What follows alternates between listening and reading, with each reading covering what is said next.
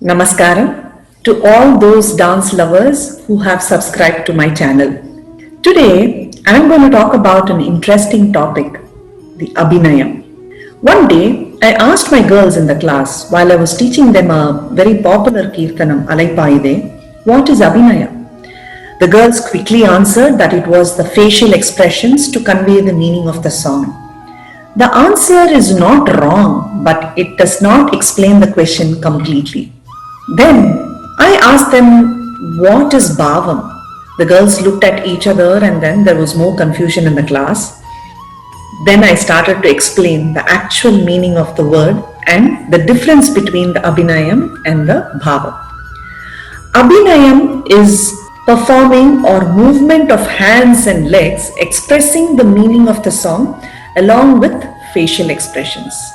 Whereas Bhavam refers to the Mukha Bhavam or the facial expressions alone. Both are interlinked though. Abhinayam performed without Bhavam is like a flower without the fragrance. This will not impress the audience. And at the same time, Bhavam without the Abhinayas is like without moving your body and limbs and cannot deliver the meaning of the song. So, in other simple words, I can define Abhinaya as a technique to convey the meaning, to reach out to the audience, and Bhava is the inner emotion or the sentiment. So, Abhinayam along with the Bhavam only helps to reach the last seat viewers, and a good dancer tries to master both of them. Abhinaya is a vast topic to deal with. There are four types of Abhinaya. You must be knowing there is Angika Abhinaya, Vachika Abhinaya, Ahari Abhinaya and Satvik Abhinaya.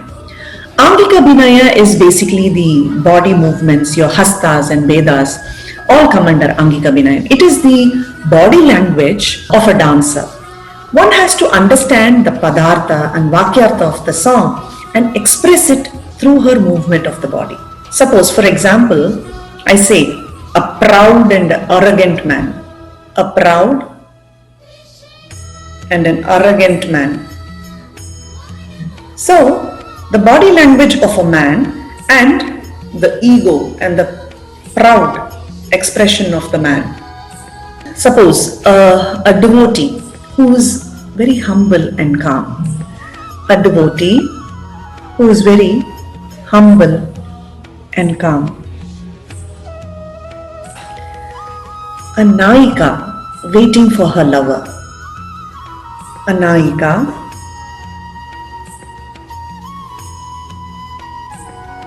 waiting for her lover.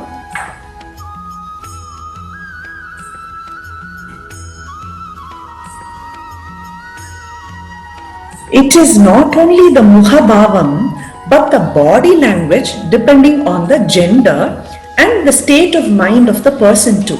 Abhinaya is very difficult to be taught and it comes with a lot of practice and experience.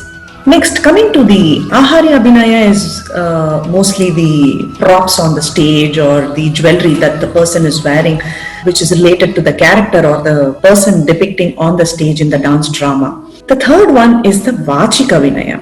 You must have seen in Kuchipudi, the dancers sing and dance and they do the lip sync along with the song while they are dancing. Those days, like in the temple, in the Arayar Sevai, the dancer standing in front of the deity used to sing the verses of the song and do the Abhinayas. Nowadays, in thematic presentations, you must have seen as a dialogue, the verses are said loudly, sometimes like a Pasuram or a Devaram, or sometimes to elaborate or to explain the situation of the scene on stage. According to me, Vachika Abhinaya should be like a mind voice or a dialogue inside you to practice Abhinaya. For beginners, I would suggest that you say the meaning of the song or like a dialogue while you are enacting. For example, Netrandi Nerathile, Neeraadum Poludinile Jadai Kaati Alaithadu Yaro Swami. In that padam, Netrandi Nerathile, the girl has gone to the riverside. She's fetching the water Suddenly she notices the Lord looking at her. She takes a handful of water, splashes on his face, and then Jadai Kati Aritadu Swami. Who is that girl? So, while teaching Abhinaya or while doing this particular sentence on stage or in the class, you say the dialogue in your mind. The girl, while fetching the water, notices the Lord taking a handful of water, splashing it on his face, and say, "Will you come there?" Asking him, "That girl? Who is she?" So this way of mind voice or this way of saying the dialogue while enacting the particular meaning of the sentence really helps to start working on your abhinayas. For example, எப்படித்தான் என் உள்ளம் புகுந்து என்னை அடிமை செய்தீரோ சுவாமி. In that particular kirtanam, the meaning of the line is, how did you enter my heart and made me your slave, O Swami? Please answer. Yeah, so this is the meaning of that particular line. But here when I am dancing, I am going to say the melody of your flute has gone deep inside my heart and my soul and has enticed me, O Swami.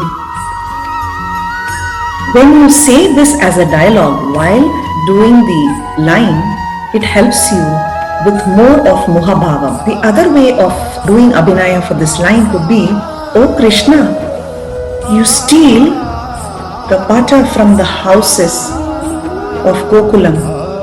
You see there those beautiful gopis?